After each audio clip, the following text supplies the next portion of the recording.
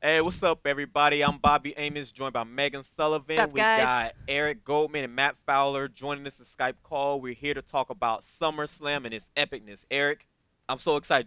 Just take us to it. Take us through it. Okay, it was a big show, so we're gonna try to we're gonna go through some of these a little quicker than others, but I think most people will agree with the ones we go quicker through.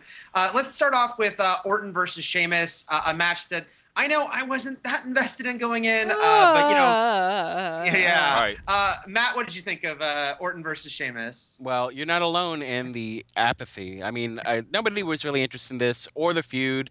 They knew it would just be it's a match we've seen many times before, and the only thing that could have popped it right at the end would have been an Orton win, and they didn't even go for that. They went with a sort of a Double Sheamus, brogue kick. a double bro kick win, and uh, people were like, "Oh, Sheamus won," Move on. it- Right. yeah. So it's good for Sheamus, I guess, considering he's the Money in the Bank contract holder. But other than that, it was a solid opener that people just weren't passionate about, really.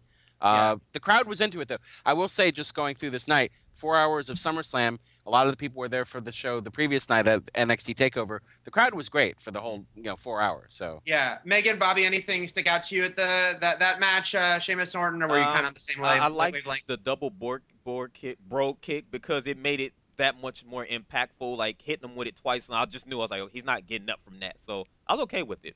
Yeah, I don't know. I mean, we talked about the RKO out of nowhere is something that people are starting to expect. So you know when he tries to do it deliberately, he's not going to be able to do it because he can't. He has to do it out of nowhere. So I don't know. It takes the magic away from Orton a little bit because now it's weirdly predictable. But I mean, Yeah. if he could have gotten a really creative RKO out of nowhere, then I feel like it would have saved the match for me. Otherwise, I didn't care.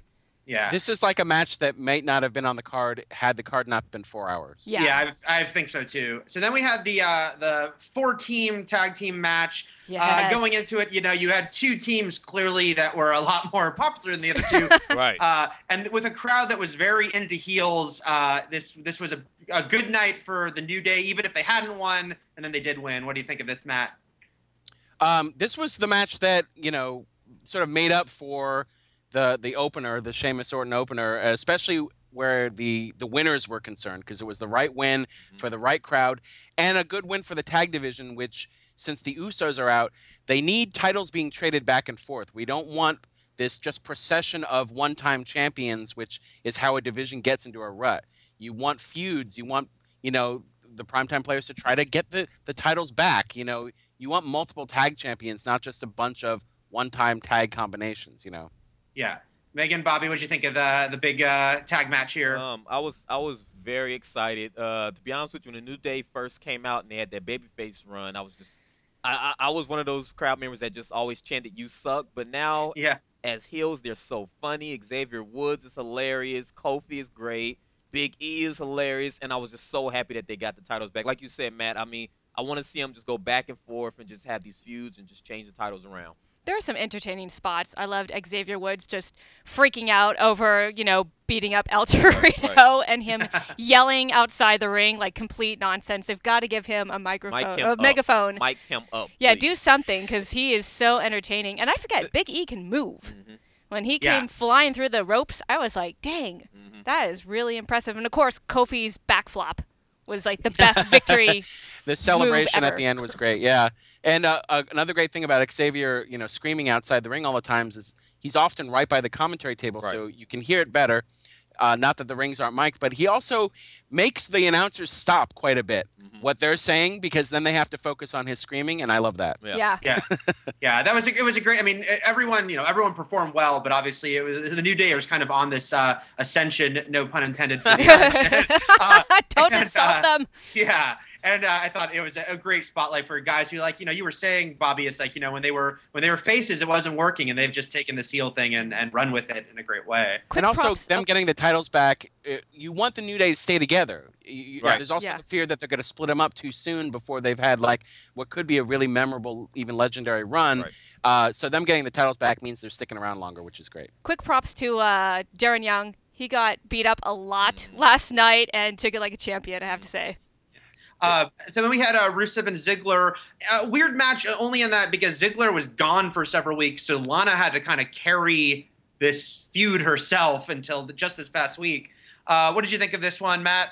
Starting out, I know you're a fellow big Ziggler fan. So what did you think of this match? I'm a Ziggler fan, and I was a big Rusev Lana fan when they were a heel combination, and I've sort of been mourning and ever since they broke up because I think people like Rusev, and I think people liked what he was doing with his unbeatable streak, and I think people like Ziggler just sort of all the time, and I think people want more from both of these guys than this romance angle. Like, if they were feuding over the Intercontinental title, I think it would have been one thing. And then, yes, like you mentioned, the fact that Lana carried so much of this match while Ziggler was off, the fact that it should have been booked as a mixed tag match. Right. I mean, just from the start, because then we got the non-finish, and people booed when the girls were pulled apart. Obviously that was something people wanted to see more of, and they didn't get it. But the guys worked hard during the match. It's just that I don't think people were really invested in the overall storyline, especially this crowd. Yeah, and what do you think, Megan, Bobby? I was disappointed. I mean, a double countout end is never easy to sell to an audience as an exciting end. What did you think of this match and the way it ended? Yeah, just like you guys, I'm a big Ziggler fan. I want to see him push to the main event level. Rusev, the same thing. The man is one of those, just like Big E. He can move. He has agility.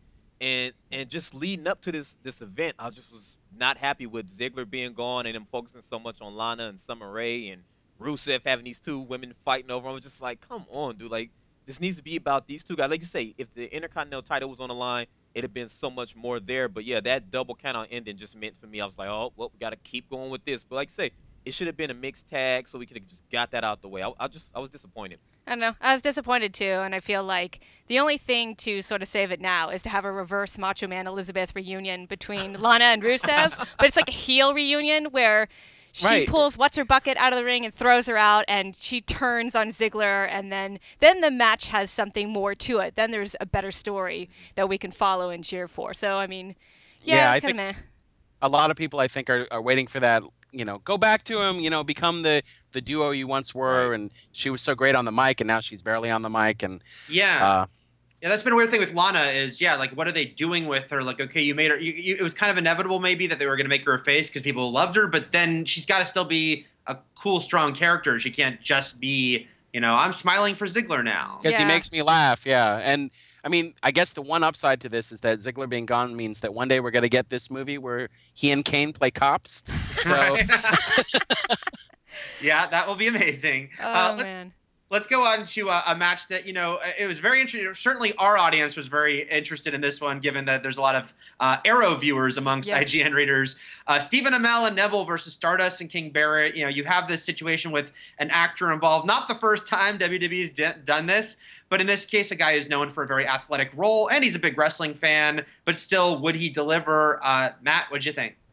I enjoyed it, and I enjoy Amell, and I enjoy his passion for wrestling. He's obviously a wrestling fan, and I think his fandom and his natural sort of athletic ability sort of really helped him learn these moves really quickly. I mean, he's still working a busy Arrow schedule.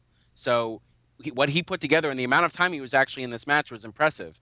And what they had him do was impressive too. He flew off the top ropes. He got an enziguri. And I just thought this was just, it was almost kind of like his dream come true, but we enjoyed it too. Right. Yeah, and I thought, I was happy that they didn't go with the obvious way to do a match like this, which is, okay, have Neville in the ring most of the time. Right, and then Amell can get the pin at the end. They kind of did the opposite. Yeah. And I think everyone must have wanted to do that, including Amell, say, no, I should be in the ring a lot, both getting some offense and then getting beat up a lot. Megan, Bobby, what'd you think of the Arrow's performance here? I just knew Amell was going to come out and do his thing because I'm a big Arrow fan, and watching him do with the salmon ladder on the show, I just know it's like, oh, this guy's going to just fit right in. He's going to be able to pull off his moves, and he looked confident, and the fans kind of warmed up to him, and they was like, oh, okay. They start seeing him do all these things, and like you say, he took a lot of bumps. I'm surprised the producers weren't like, yo, okay, we still got Arrow to do, but nah. I was happy with the match and with the outcome. You knew it was going to be good when he sort of leapfrogged into the ring. Like, he was just ready to go, and then he was willing to take those bumps, and then the high cross-body splash really impressed me. You could tell he was having such a good time. And then the hot tag to Neville, who got to do his Red Arrow move. It worked. It was good. Yeah. Let's go pretty quickly through these next two matches and get to the main event ones. Let's talk Ryback, Big Show, Miz. it was what it was. This could be the quickest shot. I mean, Right. this could be the quickest talk.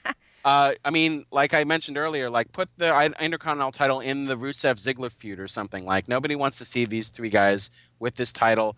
It was the whole thing when Daniel Bryan won the title at Mania. It's like, oh, now the Intercontinental title is going to get this boost. Cena had the U.S. belt, Bryan had the Intercontinental title, and now it's just fallen back into the sort of mid-card wasteland it once was. And yeah, it was it was mercifully quick.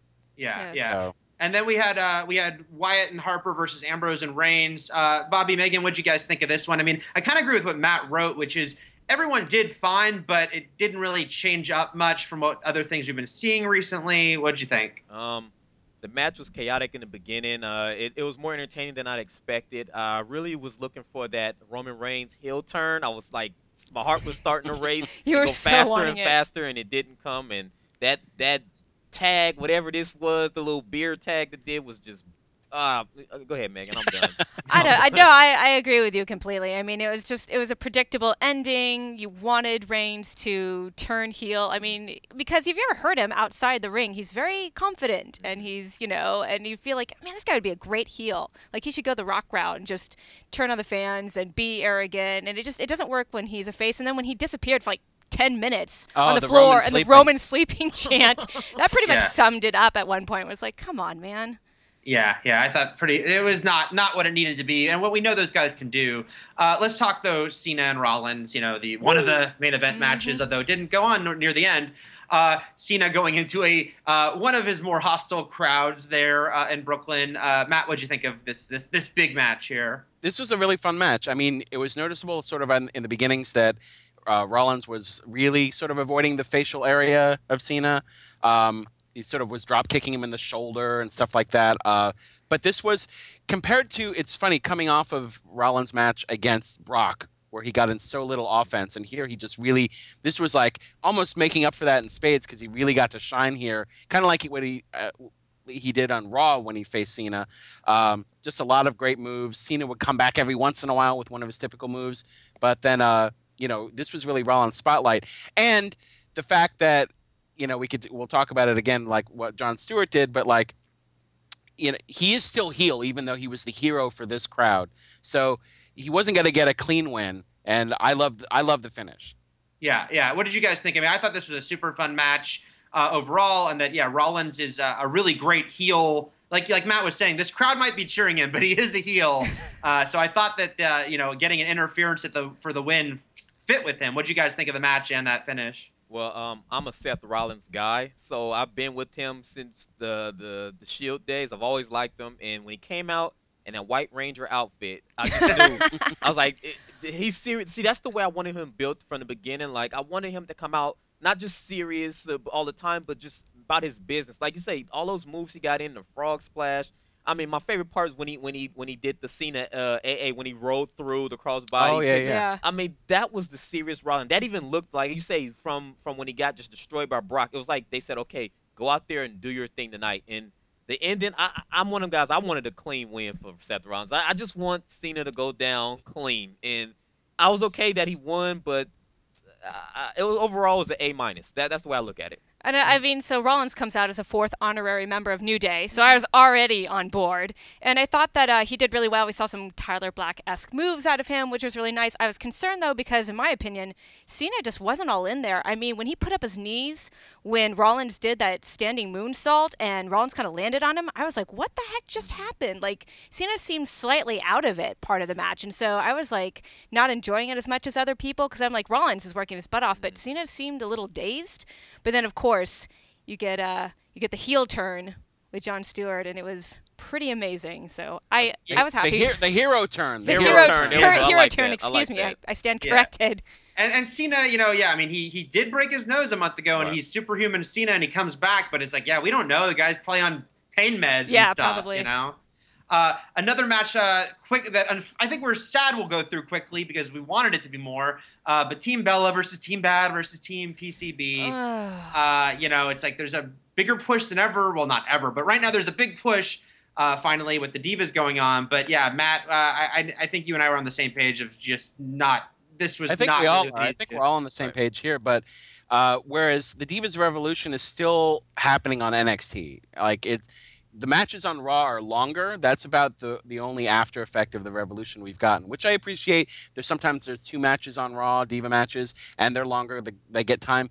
But the matches don't mean anything because there are no stakes because Nikki's not defending the belt. Right. Yeah. This should have been a title match. They should have weaned in on a contender by the time SummerSlam rolled around. Sure, it's great to see Becky and everyone, everyone participate in SummerSlam, try to get in as many people as possible. But it just didn't work here because people really want to see someone sort of rise up out of the Divas Revolution. It's probably on the way, but that's not what this match needed. So. Yeah. So let's go to Owens and Cesaro, which it was kind of didn't have a lot of build. There wasn't a lot at stake here, but to me it was just 2 guys that we know can deliver a good match. Delivering a good match. Megan, Bobby, what did you think of this one? It seemed like it was a good match while I was watching it, but with the crowd, it seemed like the crowd had kind of died down a little bit. Maybe they were kind of losing some of their energy, or they was just waiting for like the Undertaker and Brock Lesnar fight. But I liked watching Cesaro and Kevin Owens go. I'm a Cesaro guy, so I really wanted him to win. But I just knew after the last 2 pay-per-views that Kevin Owens have had, I was just like, well, he has to take one. So I kind of took it with a grain of salt, but overall it was a good matchup. It was all right. I mean, I felt like Cesaro could have done they both could have done even more, but Kevin Owens obviously was a little spent from his excellent ladder match from NXT. So I felt like I wanted to see a little more of like the more European uppercuts, and you got to see the Cesaro swing. But I love that thing where he takes someone and he just beats them against the barriers, which would be hard considering Kevin Owens is huge. But I mean, it was a good match. Everyone got like good hits in, but overall, maybe the crowd just didn't do it for me. But it wasn't as exciting as I thought it was going to be. Yeah, unfortunately, it's a kind of a placeholder match. I mean, a decent match. If we're on Raw, I think it'd be like, that was a great Raw match. Right. But yeah. Pay-per-view match, you want a little more. But let's end with, obviously, the big final of the whole show, Lesnar and Undertaker, the rematch finally. Matt, what'd you think? Because going into this, we were there for the last Undertaker-Lesnar match, which has a match I think we were both disappointed in. What did you think of this one? The match itself was a lot better. I mean, they were really going for it. And not that we don't know that Lesnar and Undertaker can have great matches. They have in the past. Sure. It's just that Mania match was less than because Taker got hurt, and it sort of affected the way that whole match played out quality-wise. But this one, he seemed to be all in. Yes, he's older. He moves slower. But he took an F5 through a table. There were some really, really fun spots in this one. Lesnar attacking him while he still had his trench coat on. Like, there were just some really well thought out spots, and I enjoyed it. And then the finish they decided to go for quote unquote controversy with the finish, and I think that's where they started to lose people because I think people were ready either way for a clean win from Taker or Brock at that point, just sort of to put a stamp on things, and to have this big rematch now have a little asterisk next to it because there's controversy, because a clean win would have set up a third match either way. Yeah. And done that cleanly. And Megan, Bob, what did you think of that? Having it end that way, this match was. What would you think that was a strange call? Yeah, I did too. I was not happy because, for one, when the bell rang, I was just thinking, what the hell happened? I was a 1 count, and the only time I ever seen the ring announcer guy ring the bells when Vince McMahon signaled for it. So Vince wasn't out there, so I kept going, what's going on? And then once they showed the replays after everything had happened, that made matters worse to me. And I kept going, so did that guy see him tap?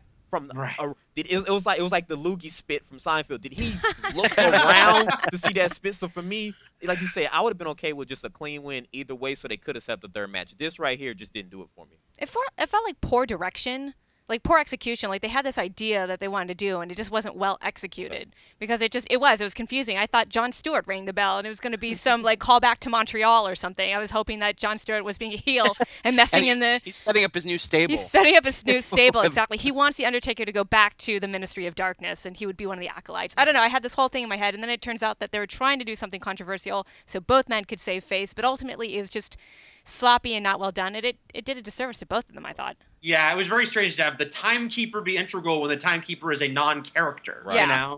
That was strange. Inevitably, we've gone way longer than we intended to, but I do want to get final thoughts. All of us watched. Matt and I were at NXT TakeOver the night before. We all watched it.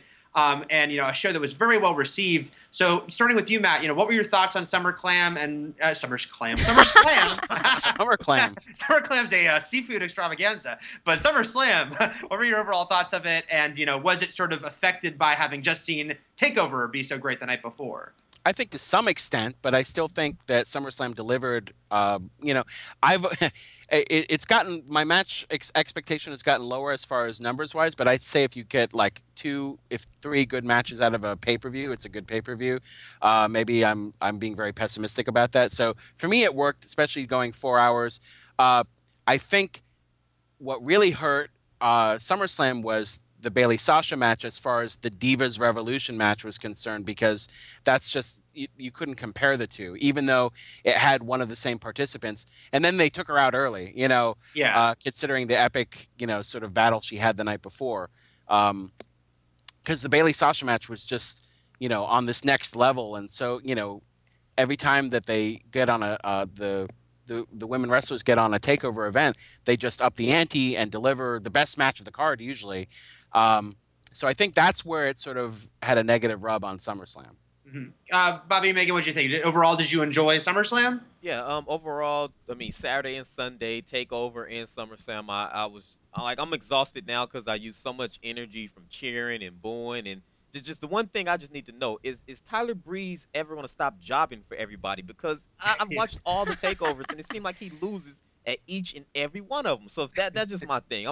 I think I'm a Prince Pretty fan, and I just want to see. Like, he reminds me of Shawn Michaels from '92. You know, Shawn Michaels from '92, and I just feel like he needs to step up. But nah, I enjoyed the event. It was beautiful. I enjoyed it. I think that NXT being so perfect from top to bottom was going to overshadow SummerSlam irregardless, but I think SummerSlam itself was decent, if a little predictable. That's why I've got this belt. I won the SummerSlam betting pool because I called every match except the double DQ because that was dumb. Yeah. I'm pretty much in the same boat. Like, I thought SummerSlam was a good show. Like, it wasn't like a, you know, dud of a show. It definitely was fun. And overall, I'm happy that I got a packed weekend of good wrestling. TakeOver did pun is intended. It did take over some of the hype there, but overall, yeah, there was some fun stuff on with both. With TakeOver. It was just the story too of NXT at TakeOver at Brooklyn, being in this large venue for them, getting these more elaborate entrances, like, you know, even with Tyler Breeze with the models dressed like New York City and Sasha Banks coming out in the car, like that was the story behind that show is also part of the show. Right. Well, guys, thank you very much for joining us. Keep it here at IGN for plenty more of the wrestling. Yeah. Wrestling. Yeah, wrestling. Thanks, guys.